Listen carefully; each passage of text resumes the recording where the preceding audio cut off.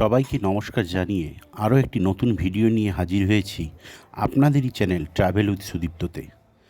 আজ এই লোকাল ট্রেনে করে এমন এক জায়গায় যাব যেটা পশ্চিমবঙ্গের দ্বিতীয় বৃহত্তম মেলা।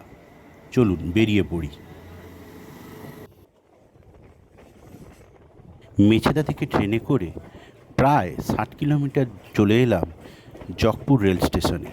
এই জকপুর রেল স্টেশনে মহিষাগ্রামের মনসা মাতার পুজো এবং মেলা সারা পৃথিবী বিখ্যাত। এটি ওয়েস্ট বেঙ্গলের দ্বিতীয় বৃহত্তম মেলা।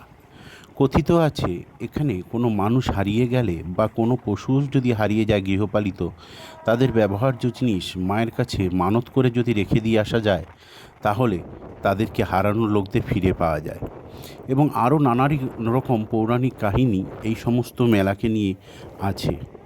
এখানে যে উইয়ের ঢিপিটা আছে সেখানে ভক্তবৃন্দ যে দুধ দেয়, সে দুধ যে কোথায় যায় কেউ আজ পর্যন্ত জানতে পারেনি। আপনাদের সঙ্গে কথা বলতে বলতে এখন আমরা প্রবেশ করছি জকপুর স্টেশনে। এখান থেকে টোটোয় করে মাত্র 20 টাকার বিনিময়ে আমরা পৌঁছে গিয়েছিলাম মা মনসা মাতার মন্দিরে। সম্পূর্ণ জার্নি পথটা এইখানেই আমরা শুরু করছি। আমরা এসেছি মেছেদা থেকে জকপুর রেল স্টেশন। ভাড়া পড়েছে জনপ্রতি 15 টাকা করে। গ্রাম্য রাস্তায় টোটোতে করে চললাম মায়ের মন্দিরের উদ্দেশ্যে। ভাড়া পড়েছে জনপ্রতি 20 টাকা করে। চলুন একবারে টোটোতে করে চেপে মায়ের মন্দিরে গিয়ে আপনাদের সঙ্গে কথা হচ্ছে।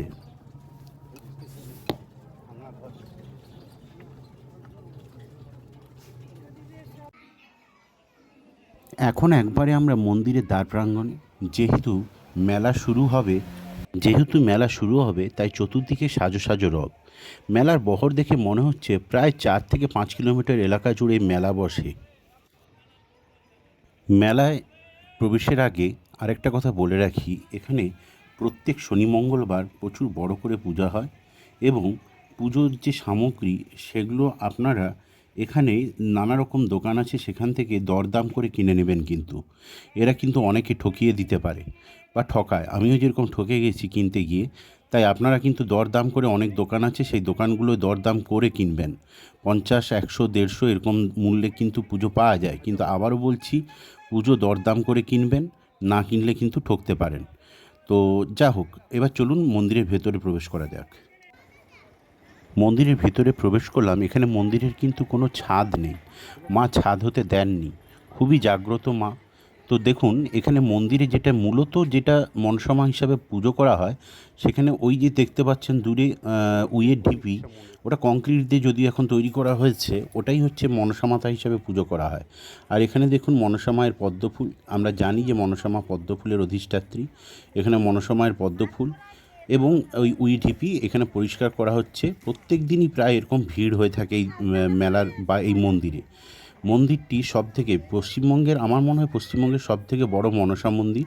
এখানে যে যার মানত অনুযায়ী দুধ, জল প্রভৃতি এখানে দিয়ে থাকে, আলতা, সিঁদুর। তো সবাই এখানে পুজো করছে, নিজে হাতে অবশ্য পূজা করতে পারবেন। এখানে কোনো পুরোহিতের কোনো এখানে ব্যবস্থা নেই। পুরোহিত কেবলমাত্র ওই একদিনই আসেন। একটা মা মনসার মূর্তি স্থাপন করা হয়েছে, কিন্তু চতুর্ধারে দেখুন অসংখ্য মূর্তি দেওয়া হয়েছে। প্রত্যেকে ওই চৈত্র মাসে যে যার মানসিক অনুযায়ী এখানে মা মনসার মূর্তিগুলো দিয়ে থাকেন। তো এখানে এইভাবে 4টা গেট করা আছে। প্রতিটা গেট এখন বন্ধ রাখা হয়েছে, একটা গেট শুধু খোলা, সেটা দিয়ে লোক যাতায়াত করছে। আর এটা হলো মায়ের নাট মন্দির। এই নাট মন্দির নতুন করে তৈরি। এছাড়া দেখুন গোটা মন্দির চত্বরে বিশাল মেলা বসেছে, সেটাই আপনাদের সামনে তুলে ধরছি। প্রচণ্ড বড় বড় মেলা এখানে বসেছে।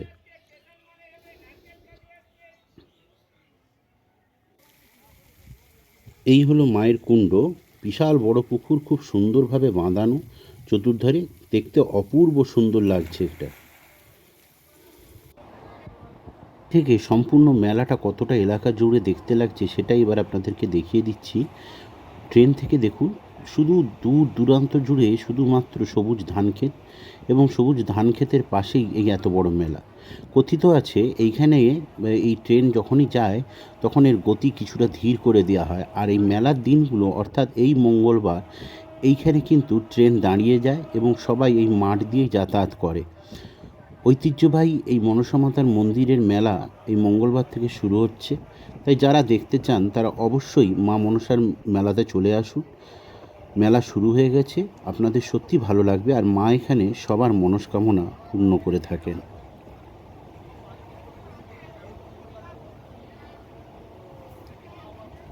চলে আসো।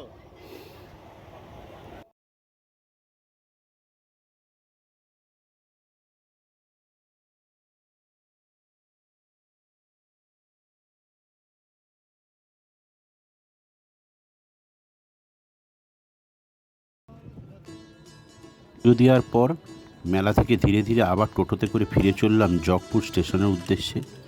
সবুজ ঘেরা এই মন্দির প্রাঙ্গণকে ছেড়ে যেতে তো একদমই ইচ্ছা করছিল না, কিন্তু ঘর তো যেতেই হবে। তাই আজকের মতন আবার এই মেলা থেকে বিদায় নিলাম। আবার অন্য আরেকদিন হয়তো বা আসবো।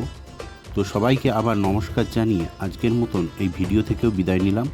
সবার ভালো লাগুক, ভালো থাকুক। আর আমার ভিডিওটা যদি ভালো লাগে একটা লাইক, একটা সাবস্ক্রাইব এবং একটা শেয়ার অবশ্যই করবেন।